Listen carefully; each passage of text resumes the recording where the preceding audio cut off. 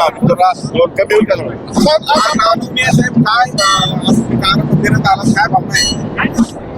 गेली 8 दिवस महाराष्ट्रामध्ये अतिवृष्टीमुळे, गारपीटमुळे आणि चक्रीवादळामुळे शेतकऱ्यांचं जे मोठ्या प्रमाणात नुकसान झालं आहे, त्या नुकसान भरपाई शासनामार्फत त्यांना मिळणारच आहे.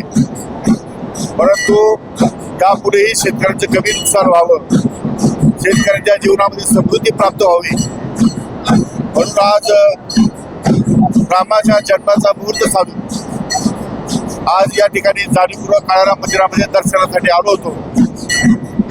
आणि या निमित्तानं महाराष्ट्रातल्या तमाम शेतकऱ्यांसाठी समृद्धी आणि सुख या ठिकाणी मी श्री प्रभू रामचंद्राकडे मागणी केलेली आहे.